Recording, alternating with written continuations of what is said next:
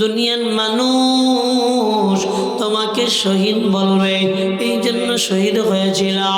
ও গোলাম, দুনিয়ায় প্রাপ্য ছিলা পেয়ে গেছো, আমি আল্লাহর কাছে কিছু পাইবা না। অতএব যাও, জাহান্নামে ছিলা নাউজুবিল্লাহ। শহীদ হয়ে যাবে। কই যাবে? জাহান্নামে চলে যাবে। এই জন্য বাবাজি, আল্লাহর বান্দারা, দুনিয়ার ভিতর সবাই সফল হওয়ার লাগে দৌড় শুরু করলেন। সফল হতে চান, সফল হতে চান, সফল হবেন। একটা প্রশ্নের সবাই জবাব দিয়ে, দুনিয়ায় কি কেউ সফল হতে পারে? বুঝে বলেন, হ্যাঁ? দুনিয়ায় কেউ কি সফল হতে পারে? কোনদিন শুনছেন? নবীজি আমার বলে না, দুনিয়ায় কেউ সফল হতে পারে না। নবীজি আমার একটা ঘর রাখলেন, মাটির ভিতরে একটা দাগ রাখলেন, মাঝে রেখা আঁকলেন। রে বাবা, এই মাঝে রেখাটা এমন ভাবে আঁকলেন, এরপরে রেখাগুলা বড় বড় এঁকে রেখের মাঝে বাহিরে বের করে দিলেন।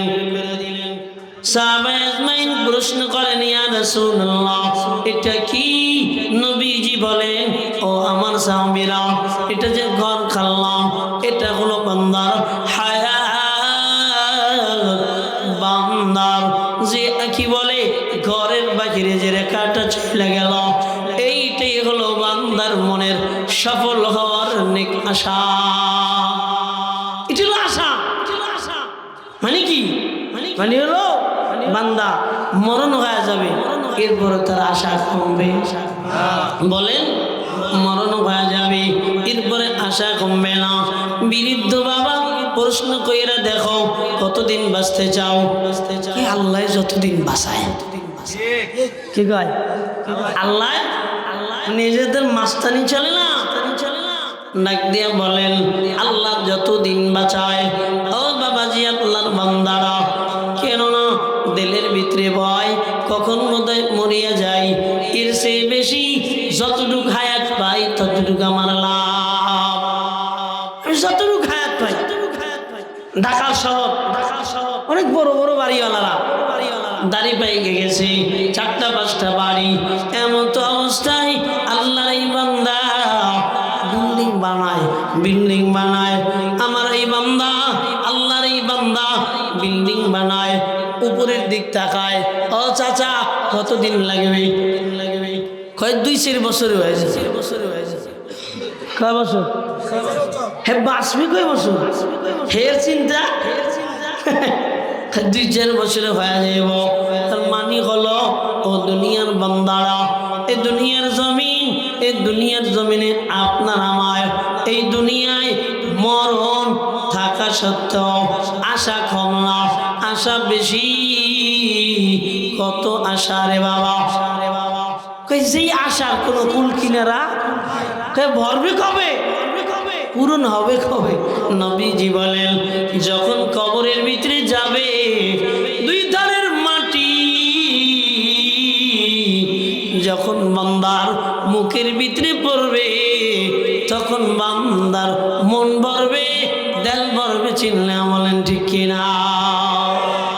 এর আগে না, খালি দুনিয়া লাগবে, ঘুম লাগবে। এত ঘুম কেন বলেন? পাইছেন কি এত ঘুমাইয়া? বলেন কি হয়েছে?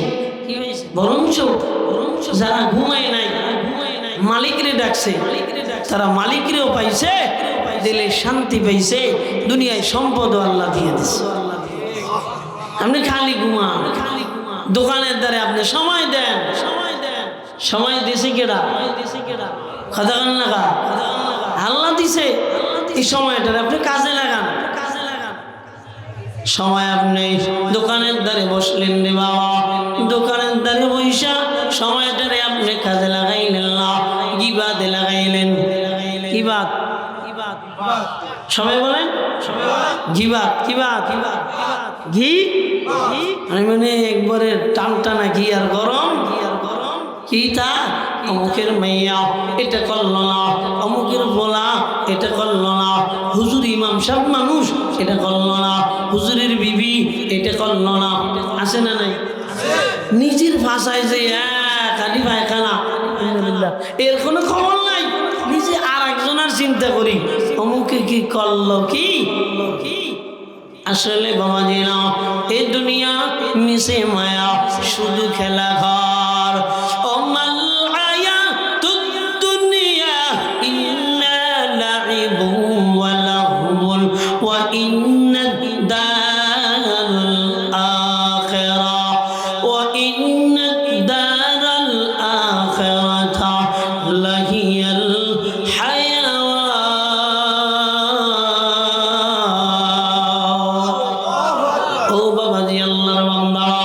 দুনিয়াটা হলো খেলের যাওয়া জায়গা, দুনিয়াটা হলো তামাশা করার জায়গা। ও বাবাজি, এই দুনিয়াটা এমন জায়গা, ছলনার জায়গা। চিল্লা বলেন কিসের জায়গা? ছলনার জায়গা। এই যে দিন দেখা যায় এখনই রাত হয়ে যাবে, এই যে রাত দেখা যায় এখনই দিন হয়ে যাবে। এই যে মানুষ হাসে, এই তো মানুষ কান্না করে। এই মানুষ বাঁচে, এই মানুষ মরে। চিল্লা এখন ঠিক কিনা? দুনিয়াটা হলো একটা ছলনাময় জায়গা। তুমি বান্দা সূর্যের পিছনে দৌড়াইবা, সূর্য দেখতে পারবা না, কেননা ছলনাময় নারীকে কেউ চেনে না। ছলনাময় নারী আছে না? হ্যাঁ, ছলনা দিয়ে ভরা, উপরে পুরা ভালোবাসা, কিন্তু ভিতরে চিন্তা ভাবনা হলো পরে কখন মাটি দিতে পারবো, আর একটা লাং দুইরা বাইরে কতক্ষণ না। এমন ছলনাময় ভাই আছে না? কয়েকদিন আগের খবর, বান্দা বিদেশ থেকে বিবির জন্য অনেক স্বর্ণ নিয়ে আগমন করলেন। এমন কোন জিনিস নাই যেটা নিয়ে বিবির জন্য আগমন করলেন না। এ বাবাজি, আল্লাহর বান্দারা 2 দিন 3 দিন 4 দিন সব মালগুলা স্বামীর থেকে কবজ কইরা, হঠাৎ করে বিবি উধাও, খবর নাই। এর নামই ছলনাময় নারী। চিল্লা বলেন ঠিক কিনা? ও বাবাজি, আল্লাহর বান্দারা, কয় দুনিয়াটা আরো ছলনাময়। কয় কেমলা? সূর্য যখন তোমার পূর্ব দিগন্ত থেকে উঠবে, তুমি তোমার ছায়ার পিছনে দৌড় শুরু করবা, ছায়ার পিছনে দৌড়াইবা। দুপুর হয়ে যাবে, সূর্যটা মাথার উপরে চলে আসবে, এরপর ছায়া ধরতে যাবা। একটু চিল্লা বলেন বাবা, ছায়া দ্বারা কি সম্ভব? কি মনে হয়? জোরে বলেন, জোরে বলেন। সম্ভব। কে সম্ভব না? কেন বলেন সম্ভব না কেন রে বাবা? এটা তো সম্ভব, কেননা আমার ছায়াটাই তো দেখা যায়, ইচ্ছা করলে ধরা যায়। কথা না? হ্যাঁ, ইচ্ছা করলে ধরা যায় না। সূর্য যখন এভাবে থাকে, তোমার মাথাটা ছায়া অনেক দূরে থাকে রে বান্দা, দৌড়াও, ছলনাময় ছায়া ধরা দেয় না। দুপুর চলে আসে, এবার তুমি যখন দাঁড়ায় ধরতে চাও তখনও ধরা যায় না। আবার যখন পশ্চিম দিগন্তে চলে যায় তখন দৌড় শুরু করে দাও। সন্ধ্যা হয়ে যায়, এরপরে ধরা সম্ভব হয় না। একটু চিল্লা বলেন ঠিক কিনা? কয় না না, ধরা সম্ভব হয় না। আল্লাহর বান্দারা কয় কেন? কয় দুনিয়াটা হলো ছলনাময় জায়গা, এ দুনিয়ায় কিচ্ছু ধরা যায় না। তবে হ্যাঁ, যদি ধরতে চাও ছায়ার পিছনে দৌড়াইলে হবে না। মূল যে তোমার মাথা আছে, ওই মাথাটা ধরা লাগবে।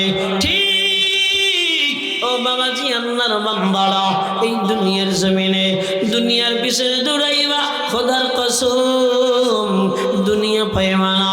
বরং তুমি দাঁড়াও, আল্লাহকে দৌড়ে ফেলাও, আল্লাহর হুকুম মেনে নাও, নবীর তরিকা মেনে নাও।